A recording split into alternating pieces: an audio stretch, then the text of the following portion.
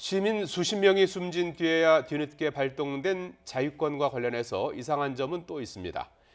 불가피한 경우 생명에 지장이 없도록 사격을 허용한 자위권 발동을 내린 다음 날 군 당국은 시민을 향해 반항하면 사살하라는 또 다른 명령을 내린 문건이 발견됐습니다.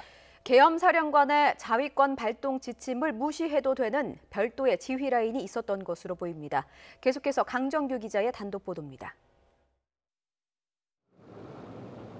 이희성 계엄사령관의 자위권 발동 지시는 시민 50여 명이 사살된 이후 시행됩니다. 하지만 인명피해를 최소화하라고 당부한 자위권 발동과는 달리 현장에서는 사살 명령이 하달된 문건이 확인됐습니다. 23일 작전 내용이 담긴 문건을 보면 오전 11시 48분 폭도 중 반항하는 자는 사살하라는 작전 지침이 내려옵니다.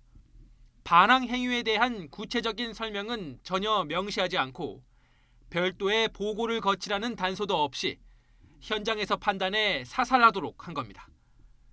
장갑차 등 차량을 이용한 강습을 시도할 경우에도 사살하도록 했습니다. 실제로 당시 숨진 시민들은 머리와 가슴 등 치명적인 부위에 총상을 입었습니다.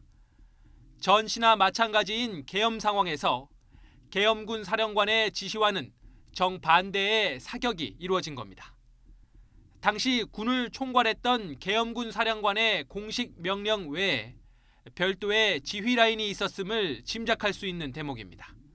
실제 그 당시 이희성 계엄사령관이 있지만 실질적으로 계엄군을 지휘하고 강주 민주화 운동에 대해서 진압작전을 결정했던 존재가 보안사령관인 전두환이었다는 것을 알 수 있는.